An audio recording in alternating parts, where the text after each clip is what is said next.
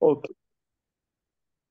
Alors, j'ai assez médité comment entrer dans le sujet, comment entrer dans le sujet. Et finalement, on va s'y mettre dans le Maharal directement, hein. D'abord, on fait la Mishnah. Non, ça va faire la Mishnah.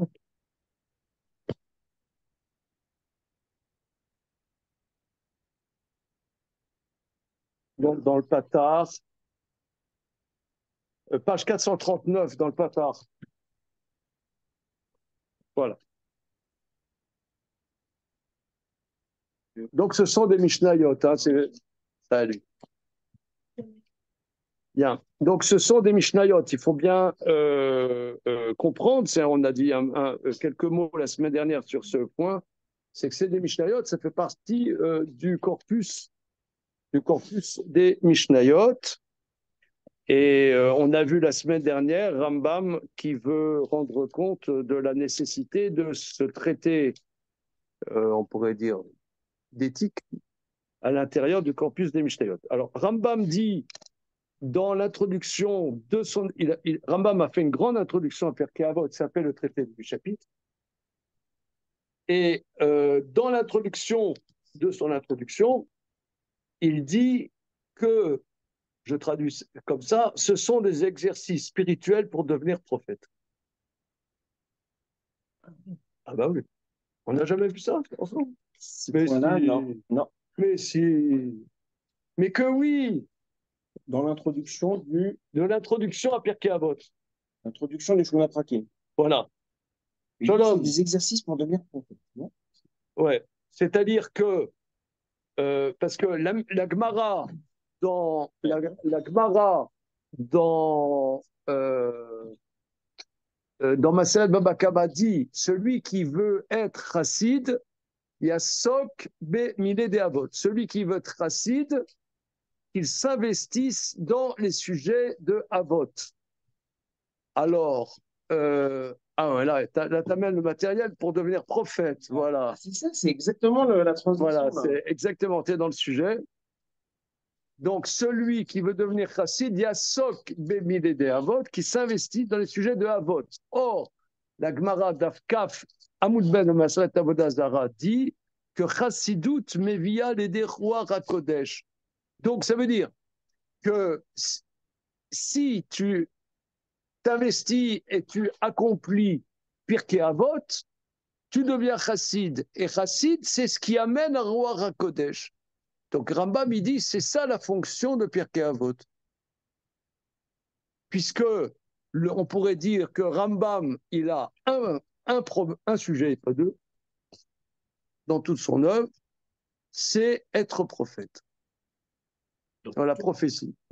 Bon, C'est juste parce que. C'est une manière de dire, oh, Manu, tu me connais. C'est ça, non, je ne fais pas le maintenant. Je ne sais pas, si Rambam était là, il me dirait, j'ai rien compris, j'en sais rien. Mais disons, dans le guide des égarés, on pourrait dire c'est la problématique numéro un. D'ailleurs, il le dit dans l'introduction du Pirush HaMishnayot, qu'il va développer des sujets dans le livre de la prophétie. Or, il n'a jamais écrit un livre de la prophétie. Mais ça veut bien dire que sa préoccupation, c'est ça. D'ailleurs, dans le guide des égarés, disons, moi je ne suis pas un connaisseur vraiment du guide des égarés, mais le peu que j'ai pu voir, euh, euh, on pourrait dire, c'est la base, c'est la trame de la prophétie. C'est-à-dire la différence entre la chorma enoshite, la science, la philosophie, etc., et une science humaine, eh bien, il y a une science supérieure qui vient de la prophétie, qui est la Torah. Donc, pour accéder, pour être à même à être prophète, eh bien, il y a des exercices. Et c'est Pirkei Avot. C'est bon.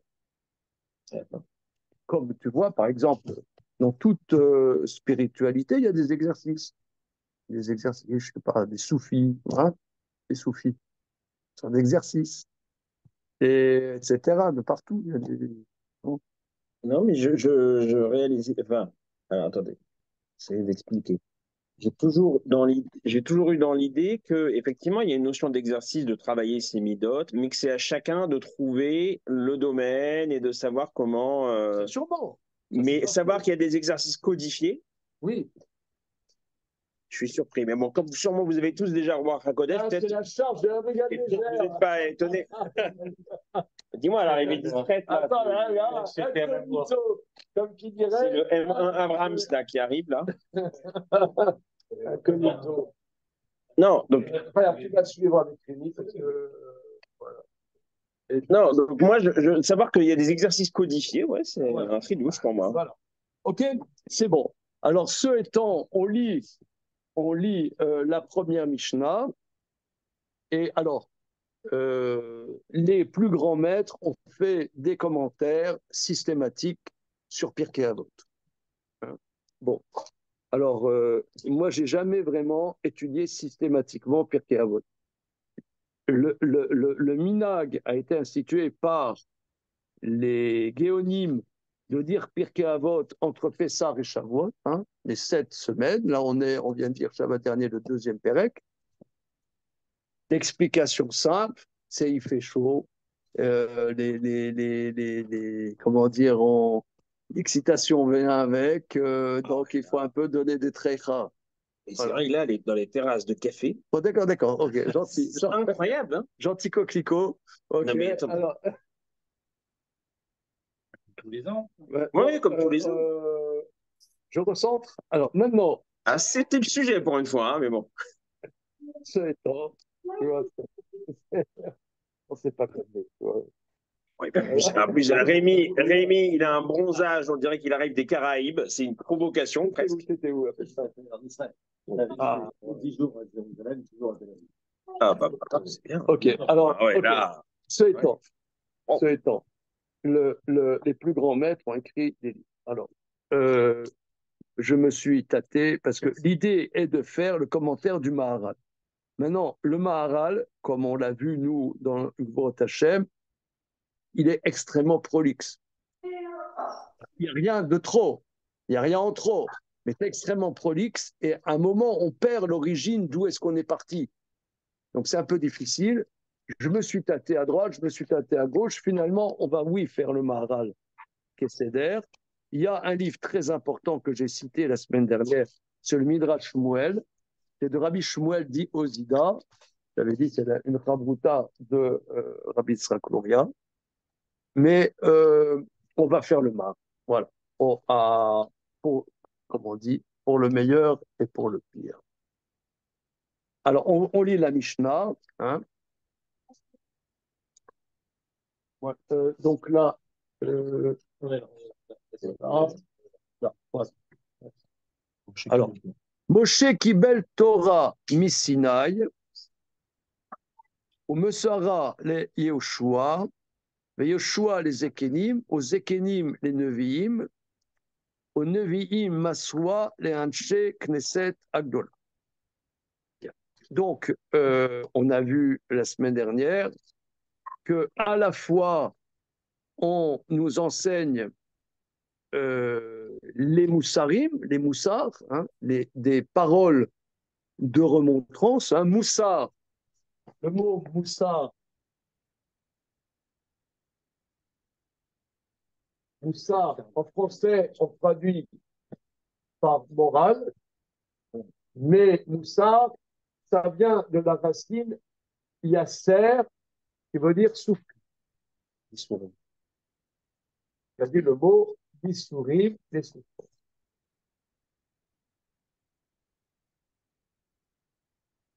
Voilà. Donc, c'est des paroles qui secouent. Voilà, qui secouent. Alors, ça s'appelle Pirkei Avot, les maximes des pères, parce que un père, il se doit de secouer ses fils. Je croyais qu'il fallait être bienveillant, inclusif et non. Et réciproquement. Non, il y a pas une... Qu'est-ce que tu veux que je fasse? Moi, je n'ai pas Je croyais, moi j'ai vu à l'Eurovision, ils ont dit faut tout accepter. Faut... Ben, je suis tellement heureux de vous revoir. Voilà, et en plus avec des nouveaux, alors je suis encore plus content. Non. Non, donc c'est vrai, le père, c'est. Non, regarde, ouais, doucement, hein, et doucement.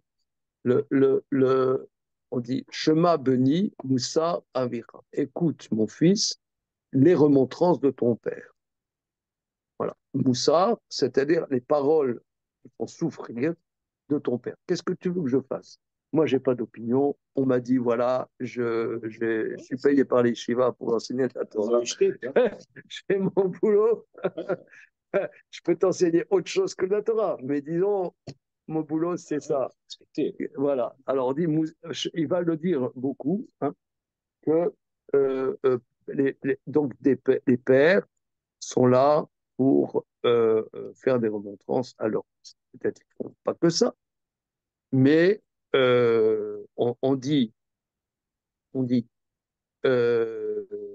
Choser shifto sonné beno, veo avo shachecho musa. C'est un verset dans les proverbes de Salomon qui dit Choser shifto sonné beno, celui qui s'empêche de frapper son fils, il est son fils, là, il le est, mais celui qui aime son fils, shachecho musa, tôt le matin, il le fait des remontrances. Avant qu'il en arrive à lui foutre des baffes, il lui dit fais des remontrances. Qu'est-ce que tu veux? Si ça t'habite à Midrash, si tu veux aller dans un endroit, si ça te plaît pas, tu peux dégager. J'en fais rien, moi. Qu'est-ce que tu veux que je fasse, moi? Voilà. Bien. Alors, les Avot, donc, ils vont nous dire des paroles de Moussa. Bien.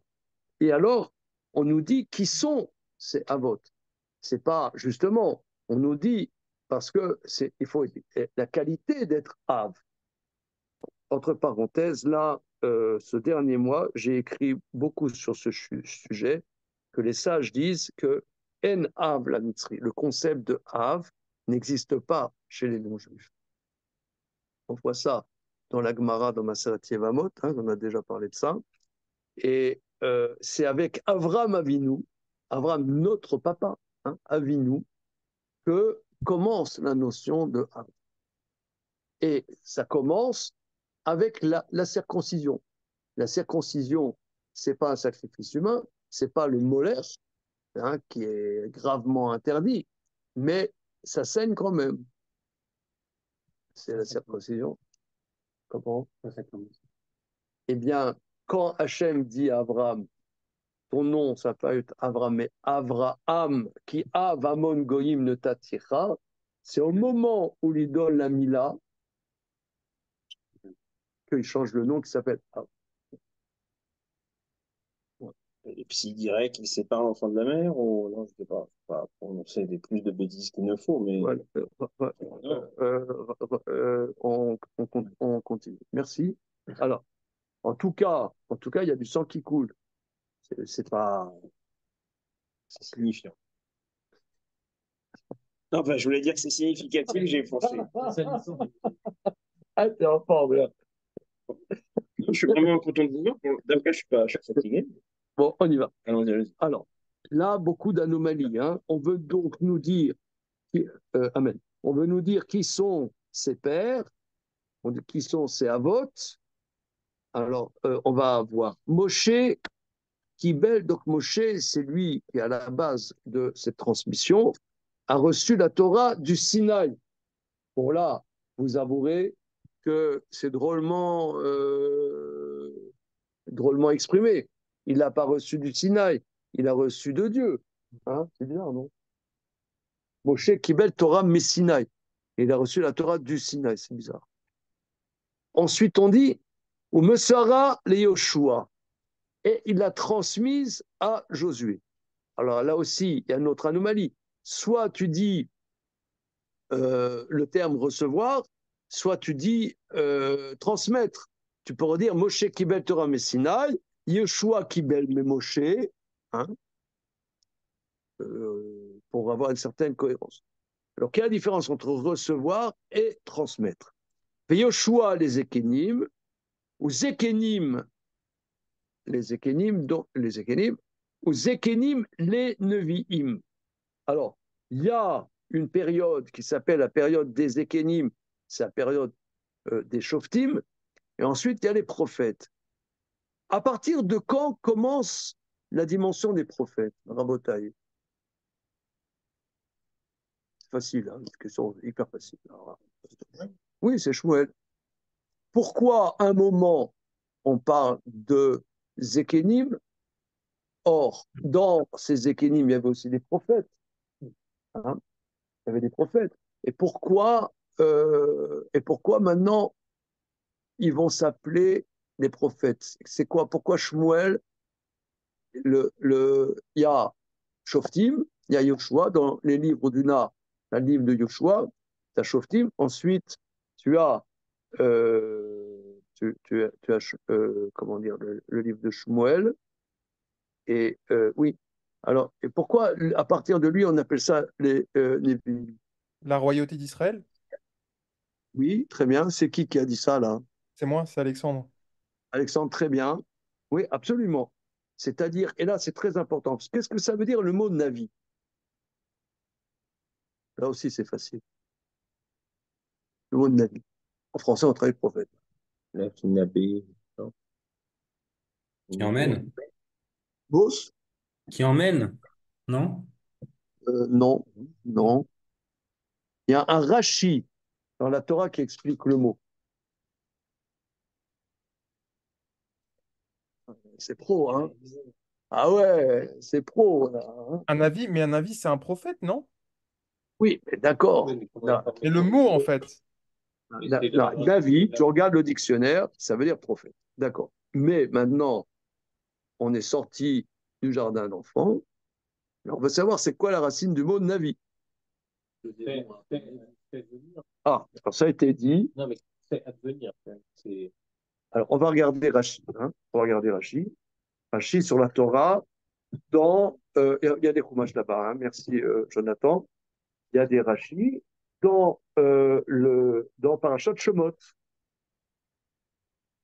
À quel moment dans Parashat Shemot? Oui, je suis sûr que tu le sais, Manu. Si, tu le sais. Sous la torture, tu le sens. Tu le diras. Il a bien fait la torture.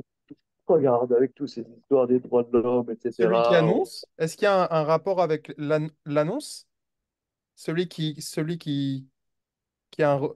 Puisque ça... Alors, ça a été dit, mais je l'ai réfuté d'un revers de main. Rachid explique. Dans Shemot, dans quel passage dans Shemot? Ça doit être au buisson ardent, non? Oui, sur buisson ardent. Euh, on l'avait vu, hein, on l'a vu, c'est pour ça, on l'a vu. Vous allez voir, ceux qui ont.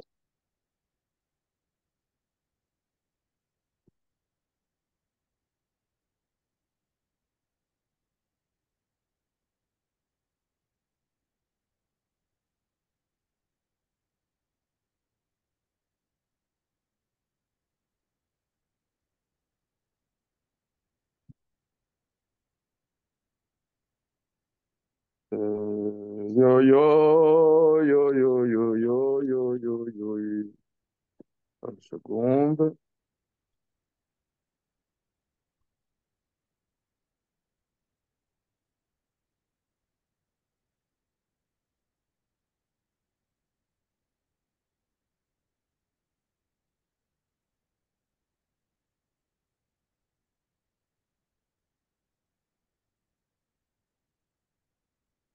Atat yé Elohim les paro, et Aaron achicha yé nevi echa.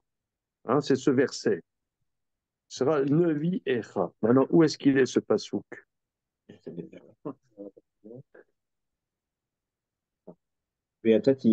le page 134.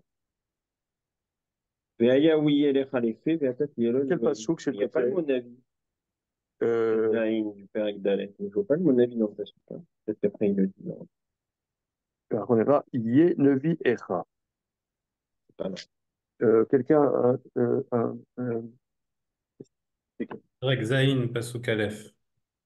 Zayin pasouk aleph. Ah, merci. Ah, c'est le vrai. Voilà. Merci beaucoup. Merci beaucoup.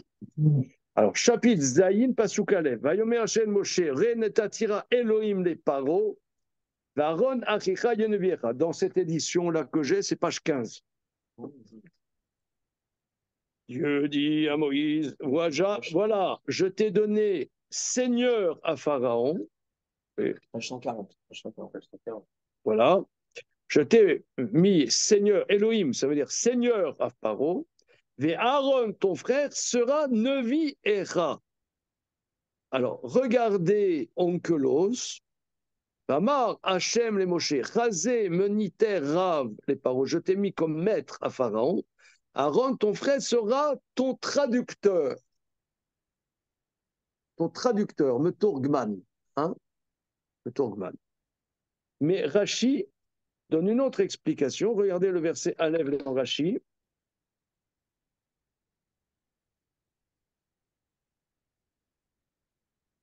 Ne t'attira dans le Pasuk Aleph de chapitre Zayin. Merci, c'est Yehuda qui nous a branché là-dessus. Merci Yehuda. Ne t'attira Elohim les paro. Je t'ai mis Elohim, c'est-à-dire Shofet verodé l'irdoto bemakod veyisurav. Tu seras le Seigneur, le Maître, le juge qui frappe avec des coups et des souffrances. Et Aaron, ton frère, Yenuvira, Ketar Gumo, comme l'explication en araméen, Yemetug Manecha sera ton traducteur. Vechen, regardez.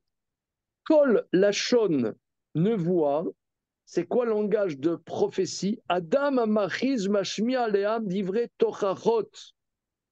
C'est quelqu'un qui proclame et fait entendre au peuple des remontrances. Veu Mexerad Niv se Fataim, Yinuv Rochma. Ve Vayichal Mitnavod et Shmuel. Ou Belaz, Korimlo prédiqué. Prédicateur. Donc, c'est plus pareil que Meturgeman. Comment? C'est-à-dire, C'est une autre explication? c'est Niv se Fataim. Pour Niv Sfataim, comme on dit. Niv se Fataim. Le mot Niv est la même racine que le mot Tenouva. Va Tenouva Asade Valeret Trendatova la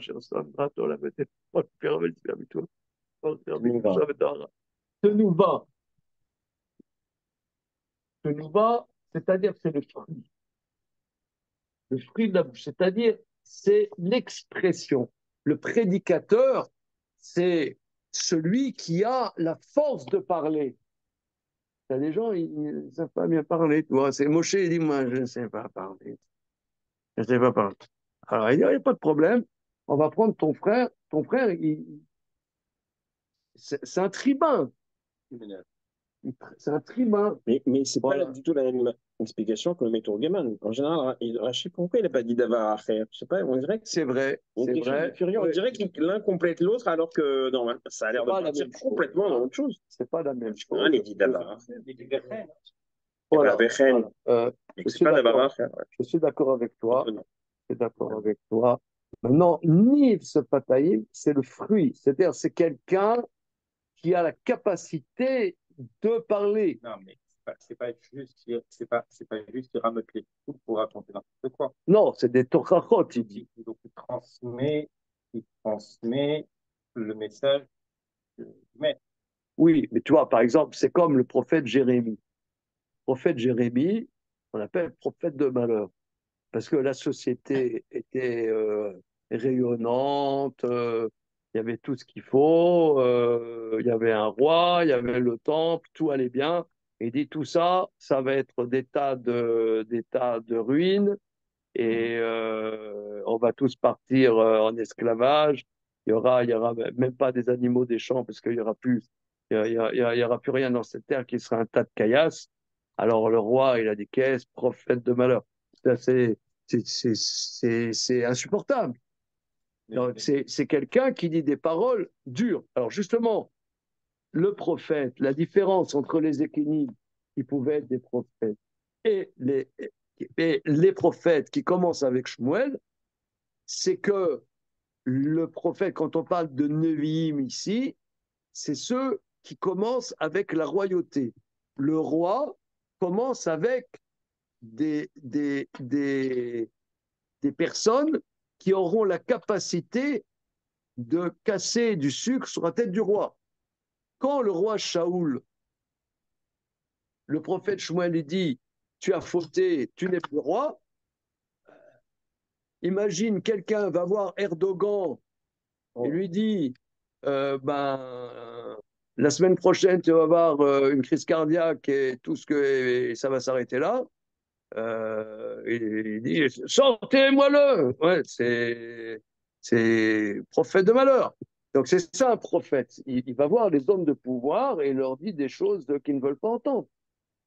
Et il n'y a de royauté que s'il y a un prophète. Ça veut dire qu'a D'ailleurs, priori, il y a pas un lien avec une parole divine à ce moment-là.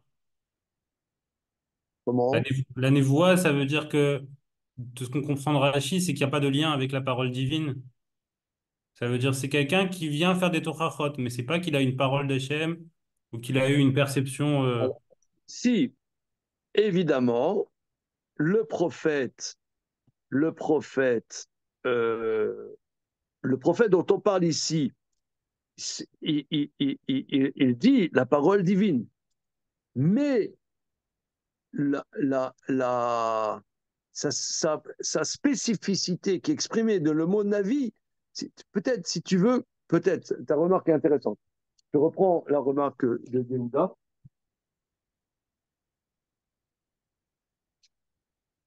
C'est que on voit justement que toi, tu vas être Elohim les paro, ve Aaron Achicha, Yenoviecha. Là-bas, Aaron, c'est pas lui qui a la prophétie.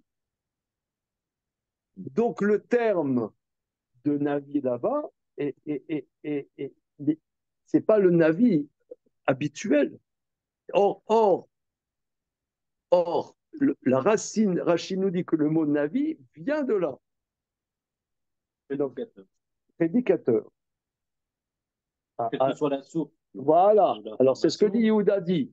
Mais en général, là, ici, c'est un peu une anomalie avec Aaron. En général, le Navi dont on parle dans la Mishnah, c'est des gens qui disent la parole divine. Mais Aaron, il était Navi aussi. Comment Aaron, il était Navi. Comment Aaron, il Aaron, était Navi, on l'a vu qu'il était Navi avant Moshe.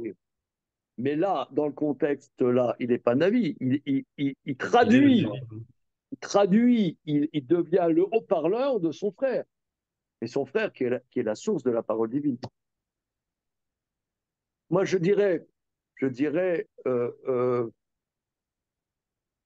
voyez, par exemple, je dis un peu sans filet, ce que je veux dire là, maintenant, que on dit que les femmes sont plus proches de la prophétie que les hommes. Mais moi, je le sentirais comme ça, parce que les femmes, elles te lancent des trucs dans la tronche euh, que tu n'as pas envie d'écouter souvent. Toute ressemblance Coïncidence, ouais. avec des personnes existantes absolument fortuites. Mais souvent, les femmes, elles te lancent un truc que tu n'as pas envie d'entendre. Euh, or, euh,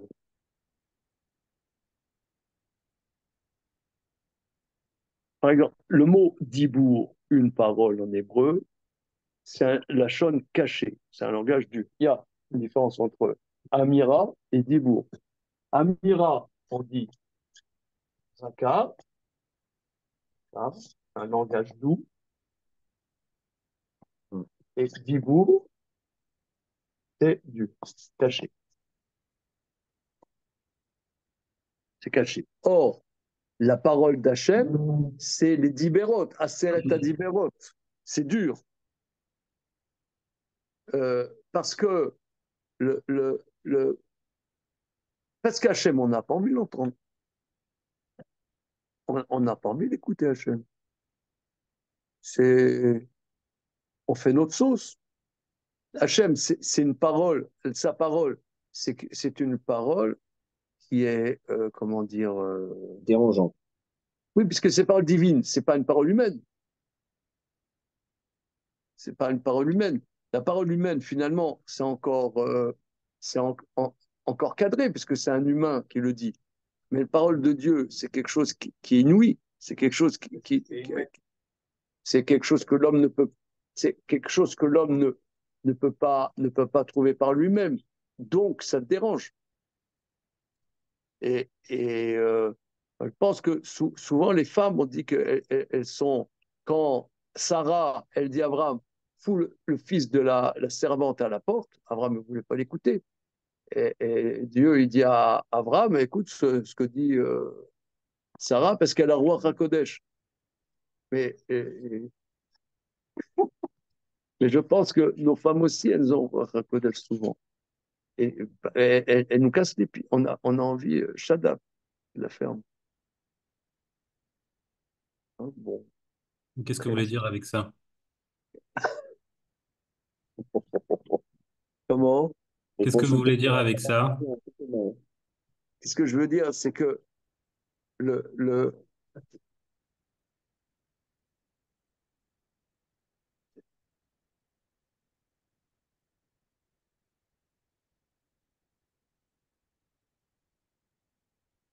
souvent les femmes, elles disent à leur mari des choses que le mari n'a pas envie d'entendre. Ça le dérange. Ça le dérange. Parce qu'il y a quelque chose d'une Hmm. parole, tu sais même pas d'où ça vient. Elle te balance un truc, mais d'où ça vient? Qu'est-ce qu'il y a? Mais Question pour vous, Rav Zizek. Question pour vous. comment? Question pour vous. En parlant des navis, en parlant des prophètes. Une Pas question. compris. Vous m'entendez? Oui, Une question. Une question. Vous m'entendez? Eh ben, oui, oui, vas-y, Ah, ok, allez. ok, ok. Vous parlez, parce que vous parlez de Roi HaKodesh, vous parlez des femmes et tout. Moi, ce qui m'interpelle un petit peu, c'est est-ce que la parole d'Akadosh Baruch Hu, quand il y a un prophète qui reçoit quelque chose, est-ce qu'il doit obligatoirement, ou même une femme, est-ce qu'elle doit obligatoirement toujours tout, répéter ou forcément communiquer tout ce qui pourrait s'apparenter comme des vérités ou des choses qui sont, voilà, des messages que elle ou un prophète reçoit. Est-ce que toute vérité ou tout message Alors, vérité et doit prophétie, être c'est pas la communiqué? même chose, hein. Comme on Quoi? dit en français, toute vérité n'est pas forcément bonne à dire. Toute Mais vérité un n'est pas prophète, forcément bonne à dire, ouais. lorsque Dieu dit à un prophète, tu dois le dire, il doit le dire. C'est un Est-ce... interdit. Ouais. C'est un interdit de la Torah. Si Dieu lui dit tu le dis, il doit le dire. Et il est condamnable à mort si, enfin, Dieu le châtie si il garde la prophétie. Parce que Ben, vous parlez des femmes, avec Yonah. parce que Il vous s'est parlez passé des avec femmes, Yonah. mais parce que vous Non, parlez mais des c'est pas, femmes, est-ce elles que sont Hachem peut-être dit aux en femmes de Kodesh, dire? mais c'est pas, ça se saurait si Dieu leur parlait direct. Elles sont peut-être inspirées par un souffle prophétique, mais c'est pas la prophétie stricto sensu. Regardez, on va continuer. Tout ça pour dire que pour synthétiser que Nevi'im, c'est quand on voit par exemple, vous voyez par exemple le prophète Nathan, hein, Nathan. C'est un prénom qu'on aime bien donner dans nos familles. Ah ouais. Hein, c'est un prénom. Ok, Nathan. Alors, Nathan Zabib, Nathan Bitoun, hein, tu les as tous, hein. Il y a partout, il y a des Nathan dans nos familles. Ok. Alors, qu'est-ce qu'il a fait, Nathan? Qu'est-ce qu'il a fait d'incroyable? Il a Pourquoi dégommé le roi David. il, Alors, au lance-roquette voilà, anti-char, hein. d'accord. Javelin. Mais il a eu, justement, La révision, quoi. c'est ça. Euh, C'est une parabole. Oui, d'accord. sévère, Ah, là, lui. oui, Ouais, sévère, d'accord. hein. Et lorsque le roi David, mais cet homme, il faut le tuer. Et lorsque Nathan, il dit, ben, cet homme, c'est toi. Oui.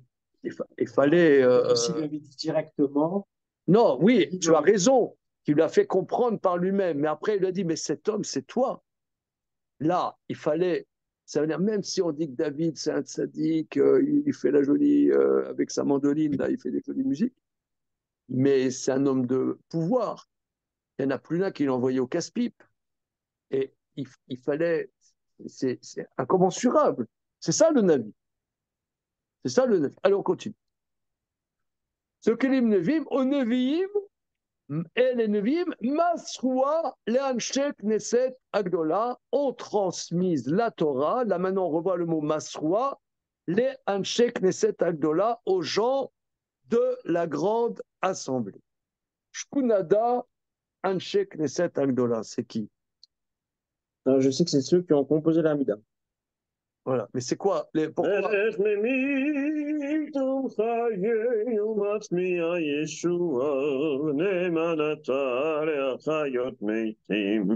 Voilà, c'est eux. Voilà, ok. Très bien. Sim Shalom, Sim Shalom, Torah Ubrara, Chayim. Alors, ok. Donc, tu vois, ambiance bon enfant. Alors, tout ça pour dire que Anshek Knesset Agdola, les gens de la grande assemblée. Alors maintenant, factuel, c'est ceux qui ont construit le deuxième temple. Mais pourquoi on les appelle Anshek Knesset Agdola? On sait que la Gemara dans le traité Yoma pose la question. Tu connais cette Gemara, Manu? Allez, vas-y, qu'est-ce qu'il dit? Damien, pourquoi on les appelle Anshek Knesset Agdola? Oui. Alors, qu'est-ce qu'ils ont fait? Et bien justement, il y avait à Gadol, à Gibor voilà. et à Nora. Regardez, on va regarder la Gemara. Hein, Anshek Knesset Agdola. Yoma, je vais chercher la Gemara. Aïe, aïe, aïe. D'après mon souvenir, une seconde.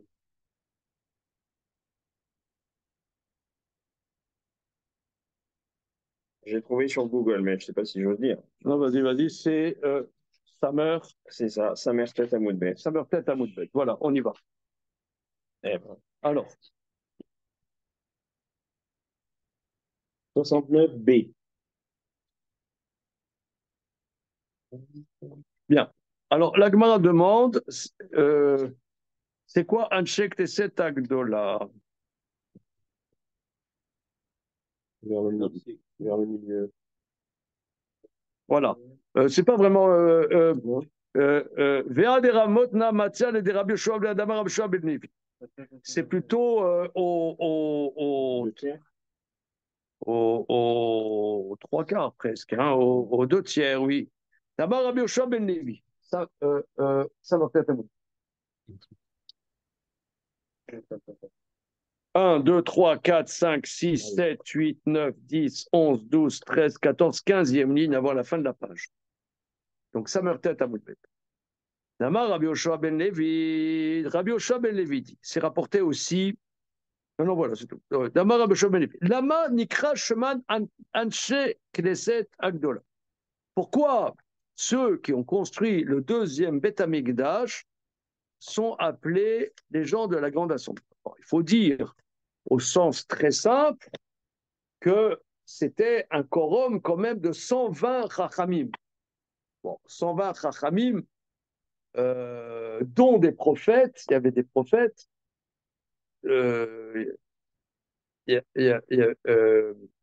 avait Haggai, Malachi et Zacharia, donc c'était quand même éminent, voilà, hein, c'était la grande assemblée.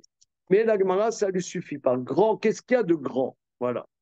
Réponse, chez Irziru Atara le Yoshna. Ils ont ramené la couronne à sa place initiale. Pourquoi? Parce que Ata Moshe Ama, parce que Moshe, dans la Torah, il dit au sujet de Dieu, à El Agadol Agibor Vanora. Le Dieu grand, puissant, et Nora, ça veut dire? Oui, mais en français, on traduit redoutable, mais je trouve, sauf votre respect, terrifiant, voilà.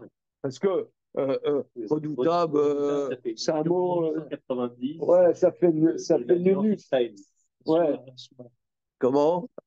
Ouais, ça fait Charles de Gaulle, quoi. Ouais, ça fait frites et moules, quoi. Non, ça veut dire, ouais, c'est ça. Ouais, le roi. Ouais, qui fait peur. Qui fait peur. Qui fait peur. Moi, terrifiant, là, je dirais, c'est encore un peu trop. Tu vois, terrifiant, c'est là, il y a le mot ira, qui fait peur. Voilà, qui fait peur. Le Dieu grand, Gadol, Gibor, puissant, fort et terrible. Voilà, terrible. Alors, ça, c'est ce que Moshe Rabbeinu, il a dit au sujet de Moshe. Alors, le prophète Jérémie, Ata Yirmiyahu, et quand, dans le prophète Jérémie, quand il parle de Dieu, Amar, il n'a pas dit que Dieu fait peur.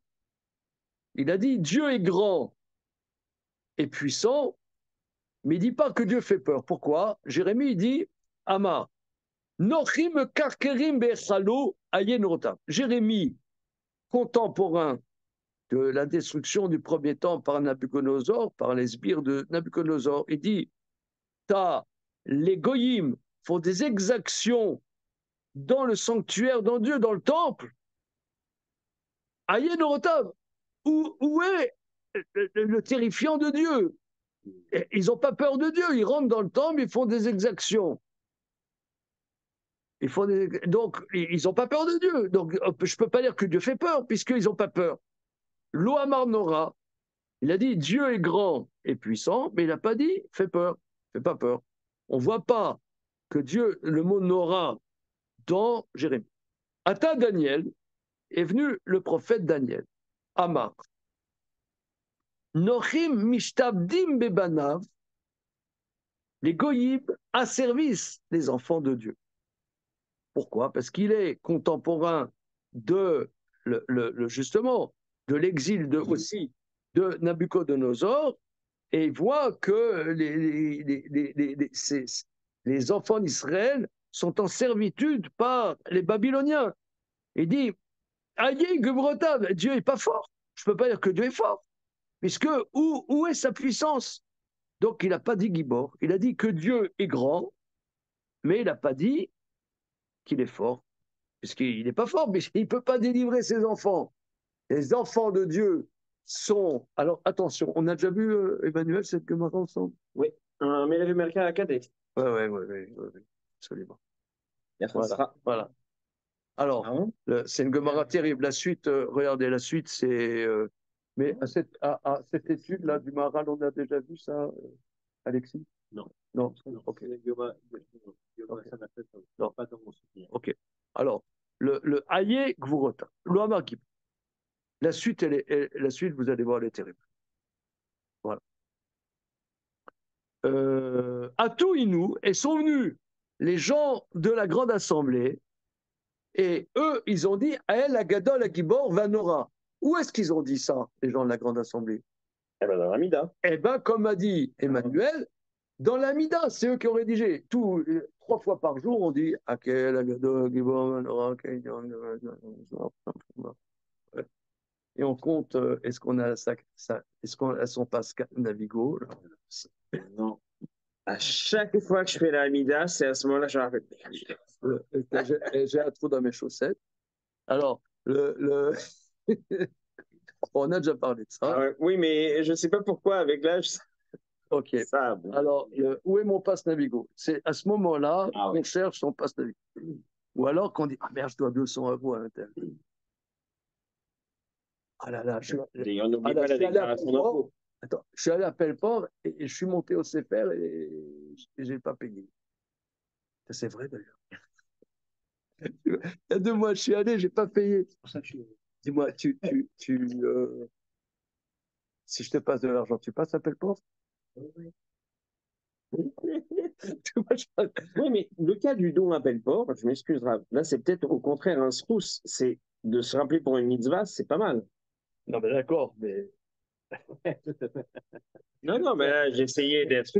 Voilà. Mais pour le serpa, Non, ça va. 43 rue des Orteaux. Non, ça va. Ils ont besoin de liquide pour la femme de ménage, ça va. Ah oui. Payer le rabbin. Comment tu veux qu'il paye le rabbin? Tu rigoles ou quoi? Allez, on y va. On continue. Bon. Donc, c'est à ce moment-là, on dit à quel Agadol Agibor Vanora, qu'on oublie que À ce moment-là, d'accord. Alors, donc, ils ont écrit dans la Tfila, Akel, Agadol, Agibor, Vanora. Comment peut-il se permettre de le dire quand Jérémie n'a pas dit que Dieu est Nora, quand Daniel n'a pas dit que Dieu est Gibor? Ils ont dit Adraba. Bien au contraire. Zoï Gevura Gevurato. Alors, là, ça, c'est un des passages les plus terribles du Talmud.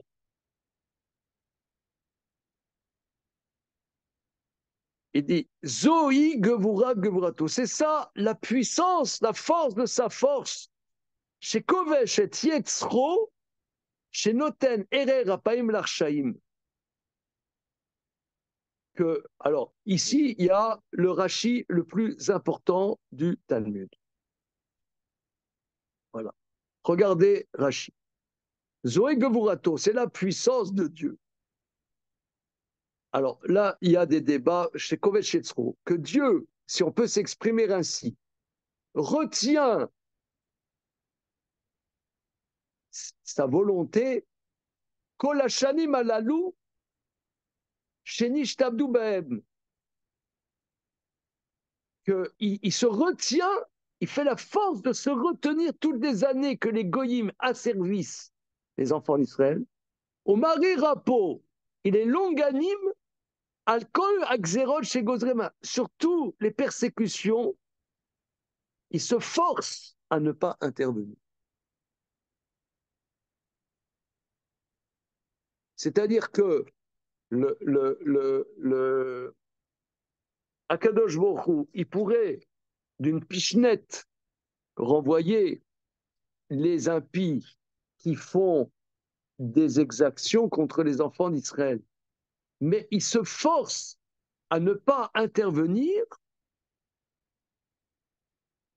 parce qu'il est Erer Raphaïm. Erer Raphaïm, on traduit en français longanime.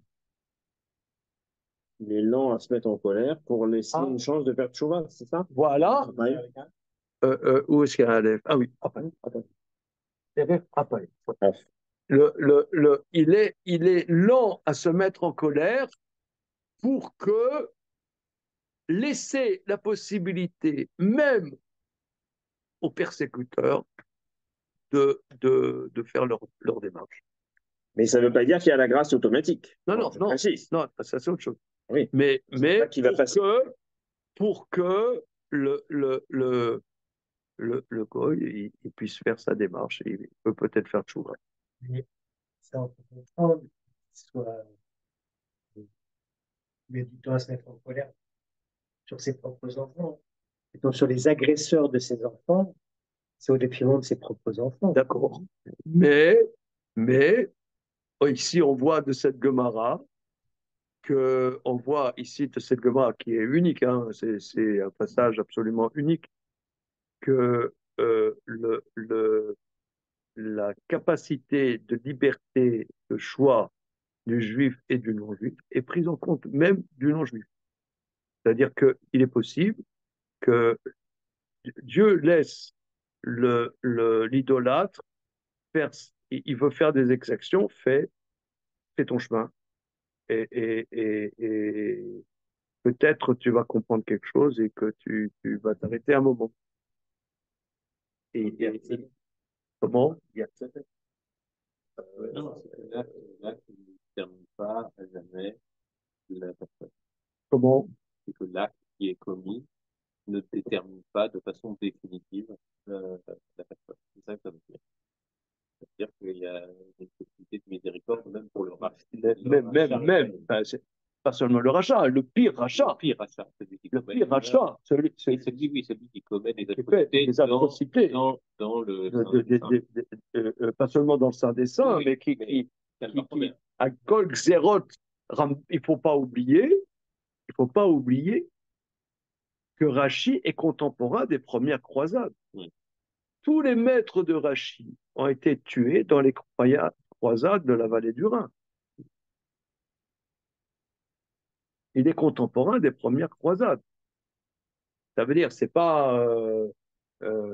toute la vie de Rachi n'a pas été dans des périodes dramatiques, mais il est contemporain de périodes parmi les plus dramatiques. D'ailleurs, on rapporte qu'il y a une kina écrite par Rashi, une lamentation qu'on dit à Tisha B'Av écrite par Rashi. Donc, sur ces maîtres qui ont été massacrés et leurs familles dans les premières croisades. Mais comment Dieu n'empêche pas, comment ça se fait que Dieu n'empêche pas ces salauds de massacrer les enfants de Dieu? Il ne veut, il se force à ne pas intervenir pour qu'ils fassent leur démarche.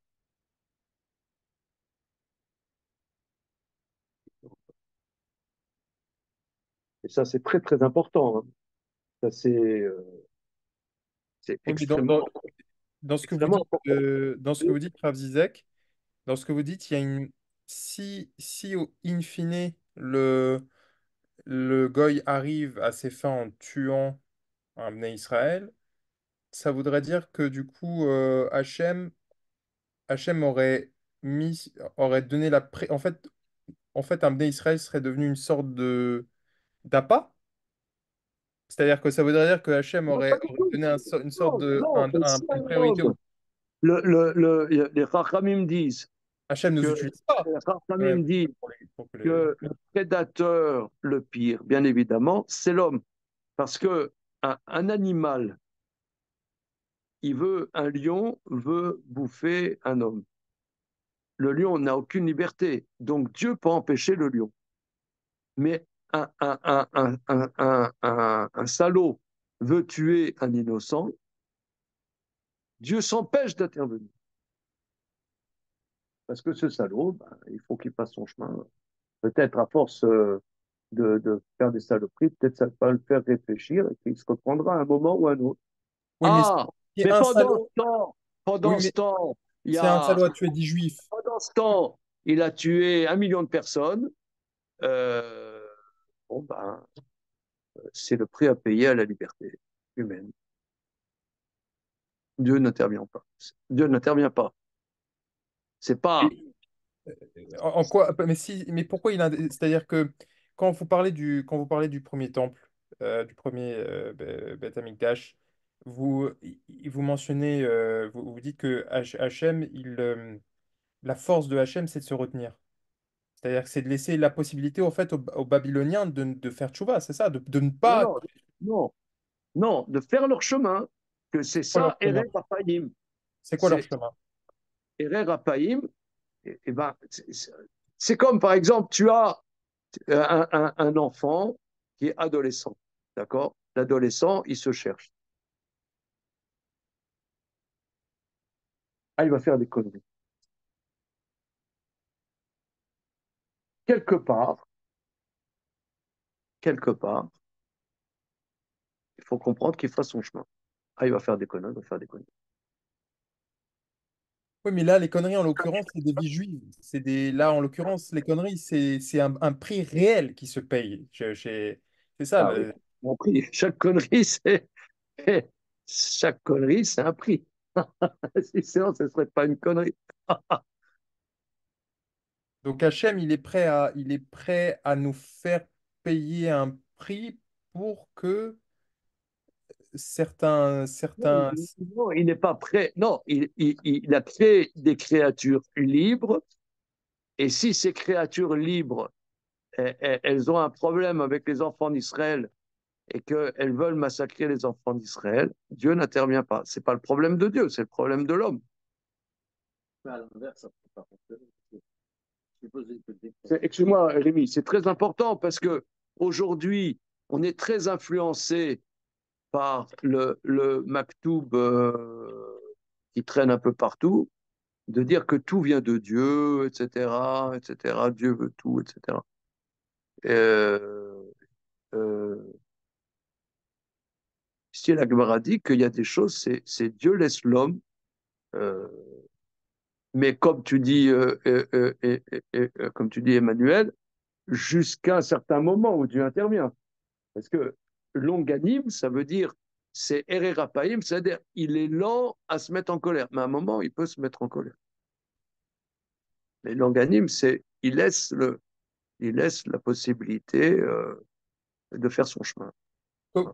Quel est le terme, comment est-ce qu'on dirait en hébreu comment est-ce qu'on dirait pour quand Hachem contre les Égyptiens, ça serait, comment est-ce que vous définiriez? Ça serait la gloire d'Hachem? Ce serait quoi ce qu'il a fait contre les Égyptiens, enfin, le fait qu'il ait ouvert la mer en deux et qu'il se soit mis en colère si rapidement, ce serait quoi, là? Attends, il a pris le temps, justement.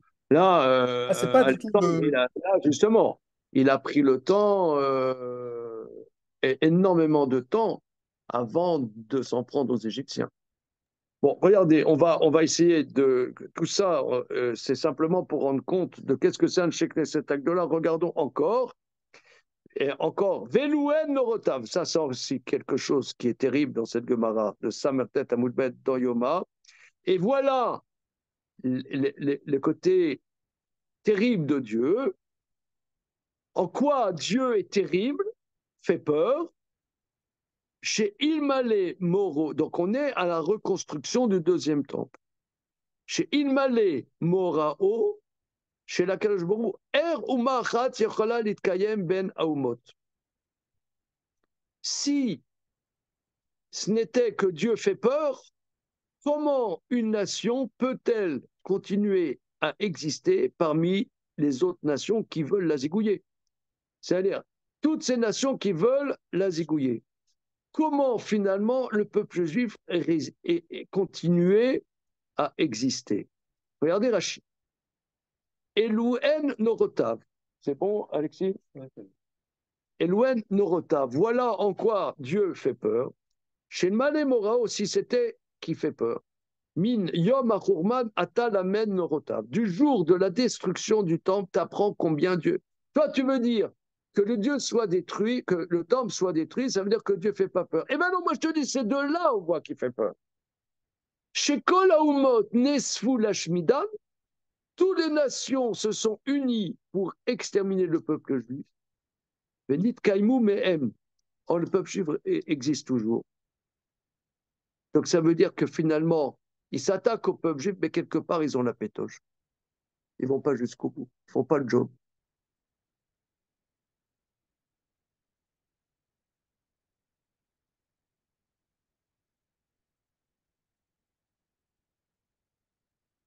C'est dur ce que vous avez dit là. Moi, je dis rien. On m'a dit de faire un cours de Torah, je fais un cours de Torah. Moi, j'ai rien à dire.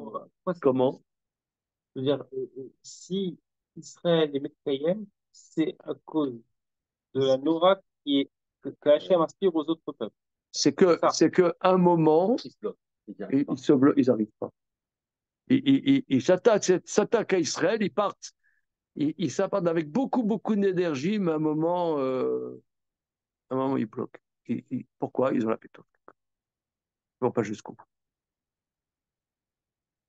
Moi, j'ai toujours cru qu'Amalek, justement, il n'avait pas d'apétoche. Et le signe de Amalek, c'est que rien ne l'arrête, en fait. Oui, mais eux, ça veut dire, eux, ils disent, il y a un chèque de 7 $, et il dit, regarde, nous, ça fait 70 ans, le temple a été détruit. On a été exilés à Babylone.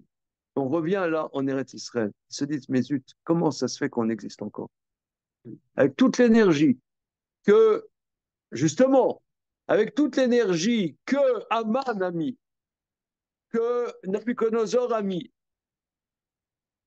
et on est là. Mais ils mettent une énergie folle pour exterminer le peuple juif, et ils n'arrivent pas. Ce que dit la Gemara nous amène dans une direction, dans la direction du miracle. Mais là, c'est pas ça que la Gemara C'est pas un miracle, là. Non, non, c'est pas un miracle. C'est la terreur que inspire aux nations qui veulent exterminer Israël. Et c'est vrai qu'on a du mal à comprendre cette. C'est-à-dire que nous, avec la Seconde Guerre mondiale, on a du mal à. Oui, il s'est passé des choses tellement jusqu'au boutistes. oui. Ils ont tellement fait un travail acharné qu'on a du mal. C'est une nation qui a fait un travail d'acharné. C'est pas toutes les nations. C'est vrai.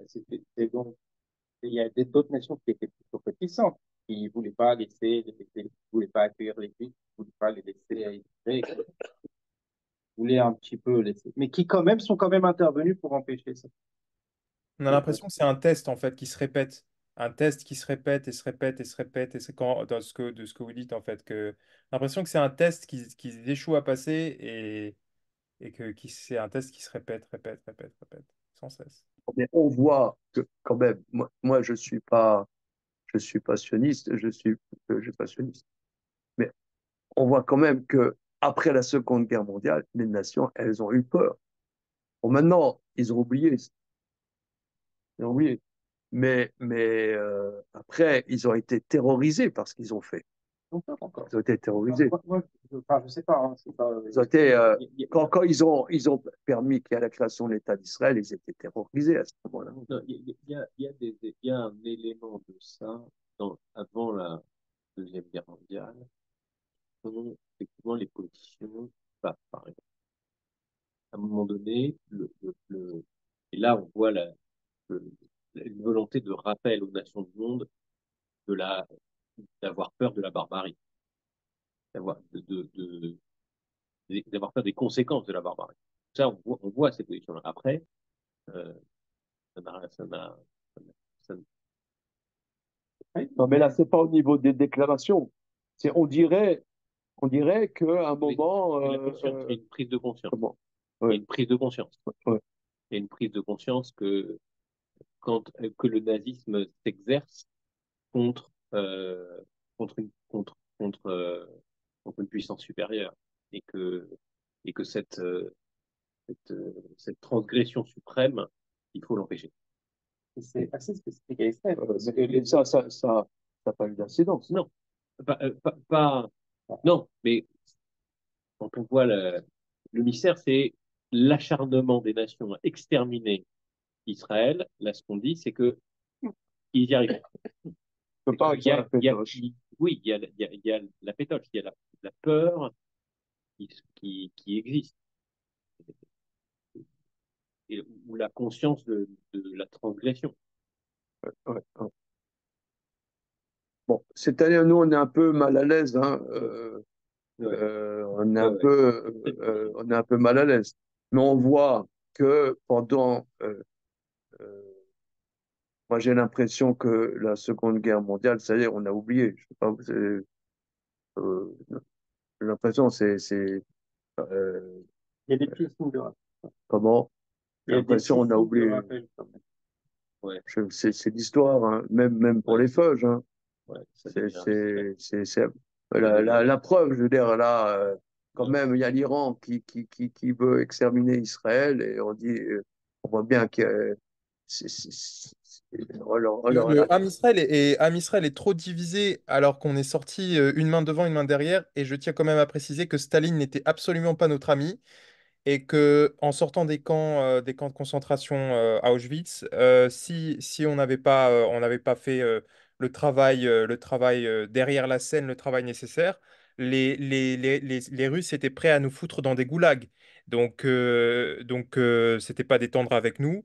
Et je trouve que Am Israël est franchement trop divisé et on n'est pas loin de la Seconde Guerre mondiale quand je vois que regarde, je sais pas, Alexandre, mais euh, quand même, Staline est tombé, hein.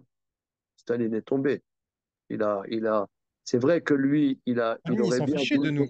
Staline, il D'accord, s'en foutait complètement de nous. d'accord, mais je ne sais pas si les Russes, globalement, ils seraient allés dans la direction. Oui, il avait une haine fondamentale, mais je ne sais pas s'il était suivi.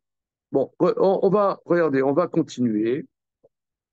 En tout cas, l'Agmara ici dit que c'est pour ça ils ont dit que Dieu est pas seulement Gibor, il est Gibor et il fait peur. D'accord. OK. Ce étant, on reprend notre Mishnah, un check de cet Agdola, et la Mishnah continue. La Mishnah continue. Alors, ça, on nous dit qui sont-ils? Em Amrou Shlosha Dvarim. Donc là, ils ont dit trois choses. Les Anshek Teset Agdola ont dit trois choses. Et Mamrou Shlosha Dvarim. Et vous, Metunim Badim, soyez patients dans le jugement. C'est-à-dire, avant de donner un jugement, prenez votre temps. Vemidou Talmidim Arbe, faites se lever beaucoup de Talmidim. Veasu Siag la Torah, et faites des barrières à la Torah. Donc ça, quand on dit ils ont dit, c'est-à-dire c'était la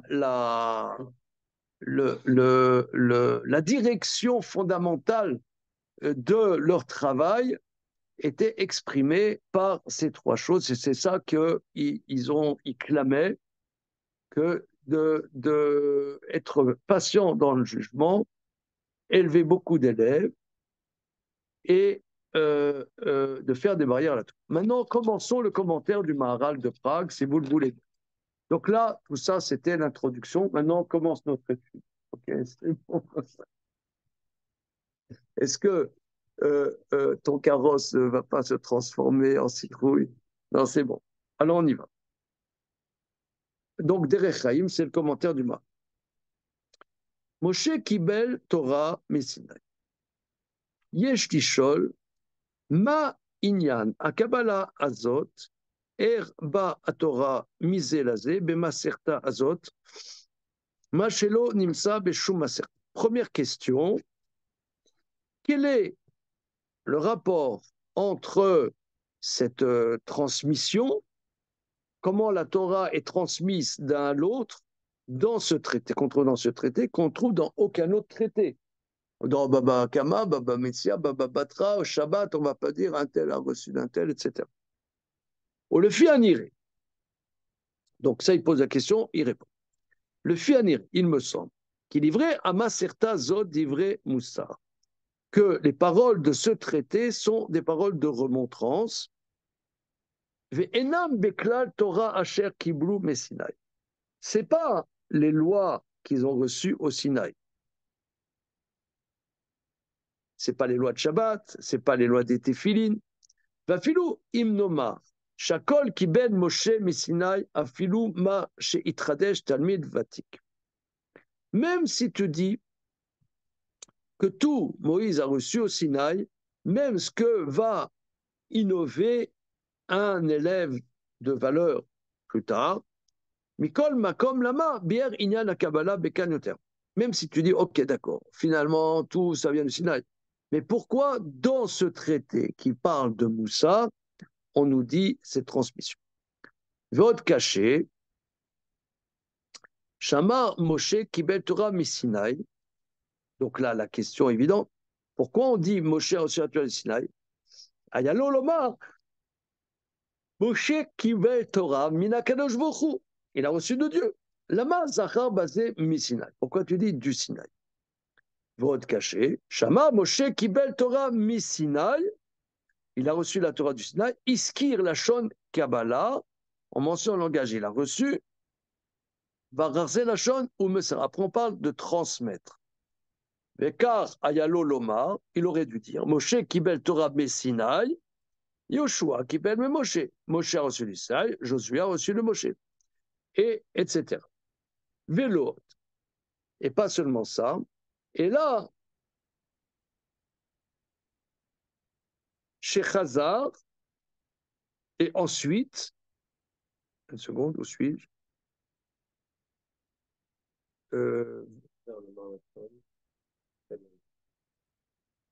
Vélo. Et là, chez Chazar, l'homme a la chante Kabbalah. Oui, pourquoi? Parce que dans les Mishnah d'après, regardez, dans la Mishnah suivante, on dit Antignosh Issocho Kibel Meshimon Atzadik. Ça, c'est la troisième Mishnah. On dit Shimon Atzadik, ou il n'y a pas Kibel, mais dans la troisième Mishnah, on dit Antignosh Issocho Kibel Meshimon Atzadik. On reprend après Kibel. Et voilà. Vechen Akol. Qui amar la shon mesira adan sheknet. On dit langage de transmettre jusqu'à un shekneset agdola, et après on dit antignosh il soko kibel shimon. Yoshi ben Yoazer, Israël Rav, Yossi ben Yochanan, Ishroja, Kiblou. Après, on va en réception. Et ainsi, des zougot. Alors, on a parlé la semaine dernière qu'il y a d'abord des individus. Tu as un Shekleset Agdola, tu as Shimon Hatzadik, tu as Antilosh Issochou, et ensuite, tu as Yossi ben Yozer et Yossi ben Tzreda. Deux, un couple. C'est ce qu'on appelle les zougot. Sous ça, ça va expliquer pourquoi. D'abord, c'est une personnalité, ensuite, c'est des couples, des binômes. Voilà.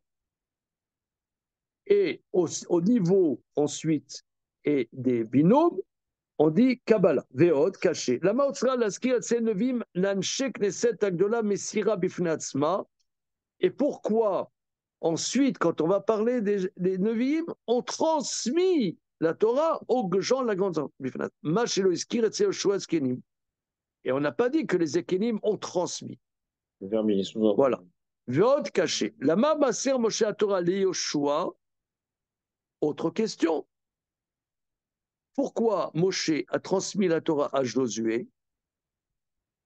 Velo Massar Torah le Elazar ben Aaron à Cohen qui Cohen Gadolaya.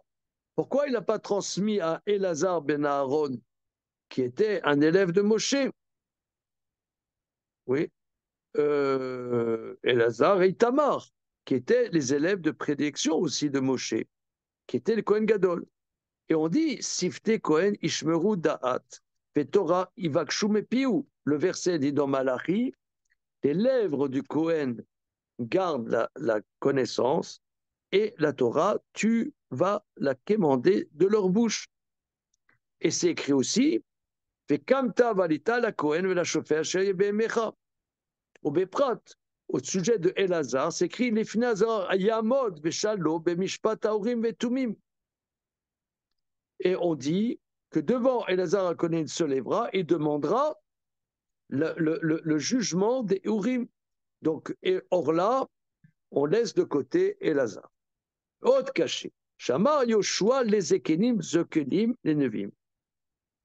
ואין לפרש בוודאי מה שאמר זקנים נביאים שאותם הזקנים עצמם שמסר להם יהושע את התורה, הם עצמם seront נביאים. Alors, les Zékénim, c'est bien obligé de dire qu'entre Yoshua et les Nevi'im, les Zékénim, c'est plusieurs générations. Ce n'est pas une seule génération. Im shazekim ahem ichru yamim ad Shmuel Avi shemenevi arishonim. Et de dire que ces Zékénim, ils ont vécu extrêmement longtemps jusqu'à Shmuel, comme on a dit tout à l'heure, qui est le premier vraiment Navi patenté. Les Zéno, chez l'Omar, chez Yamim Skem Kokar, des Bépérek Orama Rabbi Chia, Baraba, Rabbi Yochanan, Kol Amitat Sed, Bespedo, Shetan Mitracham, Eno Marir Yamim. Alors, est-ce que tu vas dire que. Alors, est-ce qu'on va dire que ces Zékénim, c'est une génération? Est-ce qu'on va dire que ces Zékénim, c'est une génération? Il dit c'est impossible de dire qu'ils auraient vécu tellement longtemps. Alors, on sait qu'il y a des sages qui ont vécu très longtemps. On est d'accord? Où est-ce qu'on voit qu'il y a des sages qui ont vécu très longtemps? Damien, on a vu ça, nous? Oui. Quel sage avec Joe Biden? Comment? Joe Biden? Joe Biden! Il est sage, lui, il est très sage. Quel sage de la tradition a vécu très longtemps? On a vu ça dans Rambam.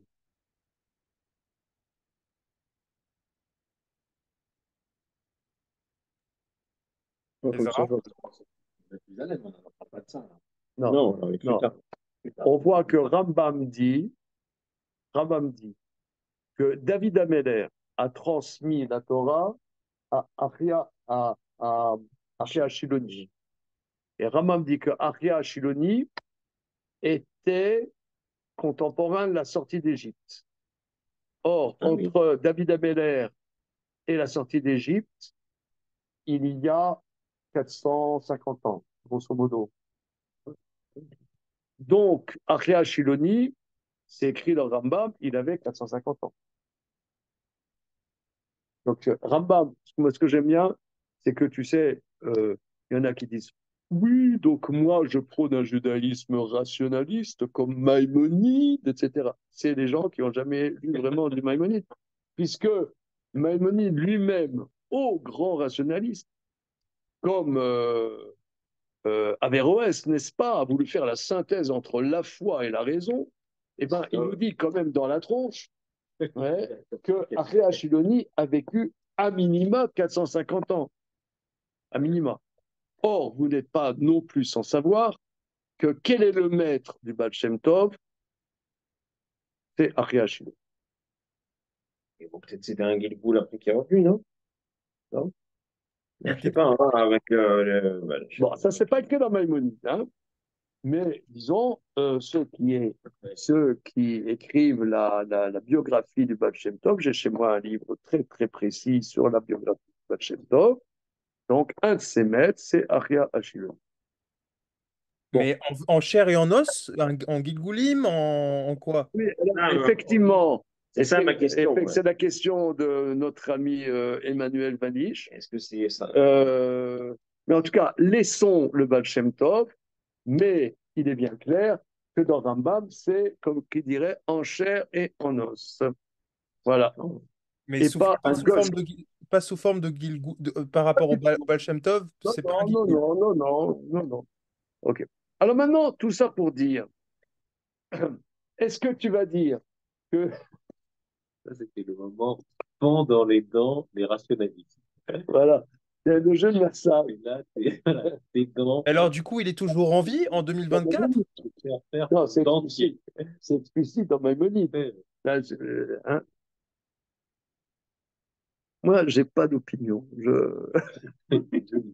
Oh, je lis, je suis un, comment dire, je suis l'ivresse. Voilà. Alors, tout ça, je continue. Alors, question du Maharal. Ces Ékénim, était-ce une génération ou plusieurs générations? Alors, il dit, est-ce que tu me dis que c'est une génération? Mais c'est impossible de dire que ces Ékénim étaient trop vieux. Pourquoi? Parce que dans Tréché Shabbat, on dit Amar Rabbi Chia Baraba, Amar Rabbi Yochanan. Kol amitatzel bespedo shetalmid chacham eno marichem. Celui qui traîne les pieds à l'oraison funèbre d'un talmid chacham ne vit pas longtemps. Au parir, on objecte. Vaketi veyavdu et Hashem kol yemi Yoshua ve kol yemi azkenim asher erichu yamim achere Yoshua. Qu'ils ont servi Dieu toute l'époque de Josué et toute l'époque des Ékénim qui ont vécu de nombreux jours après Josué. Or, là-bas, la Gemara veut dire que quand Josué est mort, ils n'ont pas fait un événement incroyable, ils n'étaient pas très zélés dans le respect de Josué.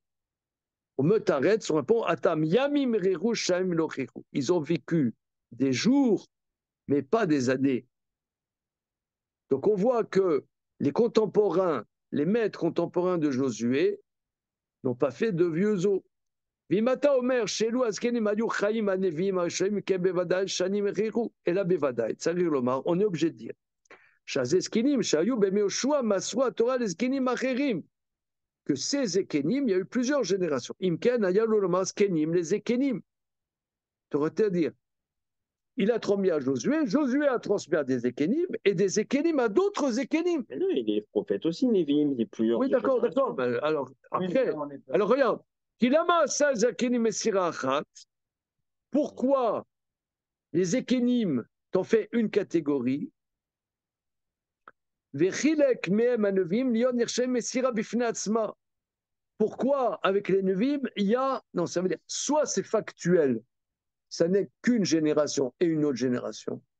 Mais si tu dis que c'est plusieurs générations, qu'est-ce qu'il y a de spécifique dans les Ékénim et qu'il y a de spécifique dans les Neviim pour que ça soit deux catégories? Si tu dis que c'est une génération que c'est Ékénim, une génération que c'est Neviim, ça va, c'est logique. Mais si tu dis que c'est plusieurs générations, En quoi ces générations ont-elles quelque chose de spécifique et que les Nevi'im ont aussi quelque chose. Voilà. Des Odes, on sait bien, hein, puisque nous sommes des Maharaliens, évidemment. Oui, nous, les Maharaliens, que le Maharal a une étude analytique. D'ailleurs, c'est ce qu'on aime bien, c'est que le Maharal analyse les choses. Donc, il va analyser quelle est la spécificité des Ékélim, quelle est la spécificité. Si c'est historique, ce serait une génération. Bon, mais donc, tu es obligé de dire que c'est des catégories. Veod, אין ספק כי לא תליה התורה בנבואה, ולעניין התורה נחשבים הנביאים כמו הזקנים. אם כן, למה חילק ביניהם לומר זקנים לנביאים ונביאים לאנשי כנסת הגדולה? Autre question extrêmement intéressante. Indubitablement que la Torah ne dépend pas de la prophétie. Oui, ça c'est très intéressant, qu'une fois que la Torah a été donnée par Moshe, la halakha doit être tranchée par la force de l'analyse des sages. C'est-à-dire qu'on a la Torah reçue de Moshe et la tradition orale. Maintenant, on a un doute halachique. Ouais. On a un doute halachique. Je ne sais pas, une question d'halakha complexe. Voilà. Par exemple, quel est le statut de l'électricité? Est-ce que ça correspond à un interdit de la Torah ou un interdit rabbinique, par exemple? D'accord? Bien. Alors maintenant, tu as un Talmid Chacham qui dit Dieu m'est apparu cette nuit et m'a dit que l'électricité, c'est l'interdit de la Torah. Il est condamnable à mort. C'est un faux prophète. Non. Oui. Pourquoi? Parce que la prophétie, une fois que la Torah a été donnée par Moshe, on doit trancher par l'analyse des choses. C'est pour ça que la salle où il y a le Sanhedrin Agadol à l'intérieur du temple s'appelle comment? Lishkat Agazit. Lishkat Agazit.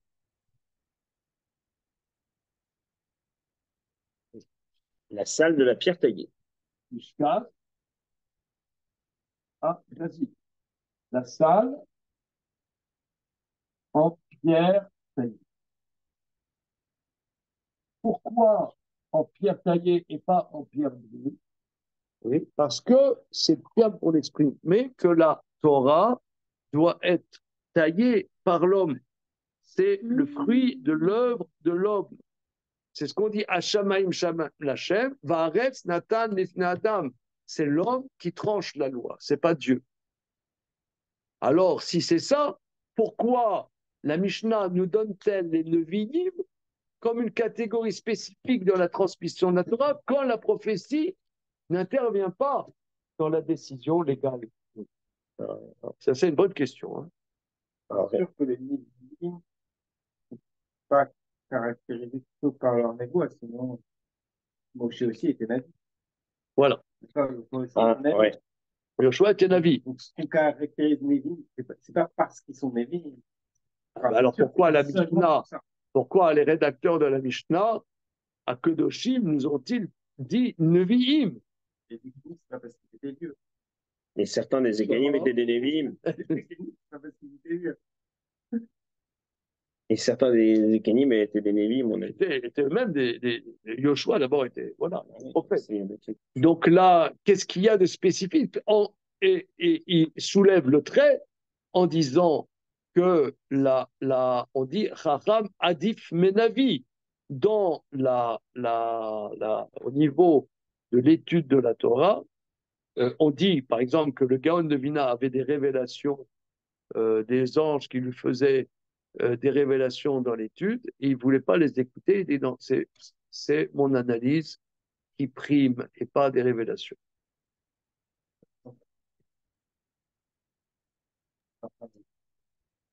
De quoi? Ils ont établi Torah et Plus que les prophètes, Jérémie, etc. Ouais, mais ils s'inscrivent quand même dans la chaîne. Comment? Ils s'inscrivent dans la chaîne. Qui s'inscrit dans la chaîne? Ils le vivent. Ah, voilà, c'est la question du Maharal. Ça, c'est la question du Maharal. Hein. Alors,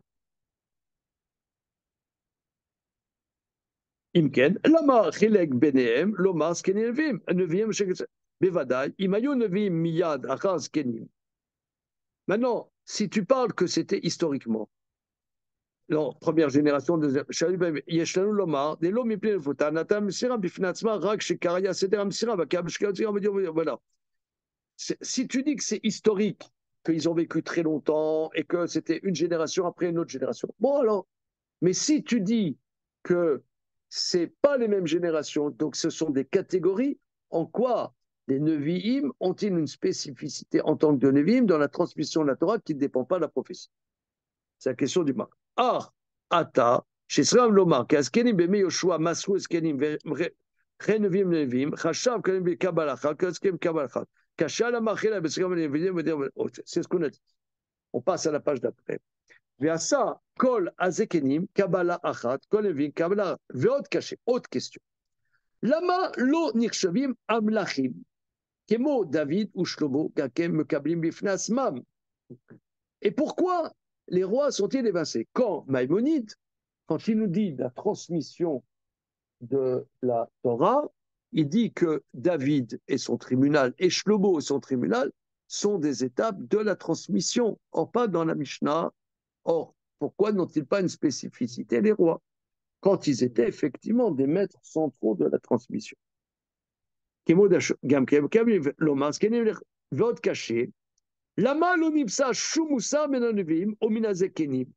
D'autre part, pourquoi les remontrances, les paroles de morale, les paroles d'éthique du traité ne vont commencer qu'avec Anshek Knesset Agdola et pas avant? Alors ça, c'est une grosse question. Énorme, ça. Ça, c'est une énorme question. C'est vrai. Alors, pourquoi il n'y a aucun enseignement des premiers? Alors, regardez. Fort de ça, regardez, je vous suggère qu'on s'arrête là pour le moment. On s'est fait atomiser la gueule, là. Voilà. Hein, là, il a bien passé à la Kalachnik. Oh là là là. Kalachnik. C'est pas comme ça, c'est pas gentil. Quoi? Ouais. Hello.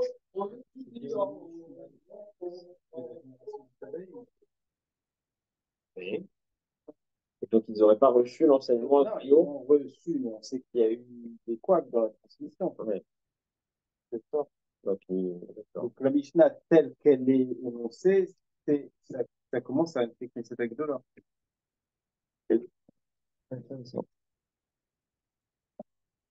donc, ils ne se sont pas sentis autorisés à rapporter ce qui était des générations avant. Alors, regardez, je vous suggère qu'on a vu quand même beaucoup de choses hein, ce soir.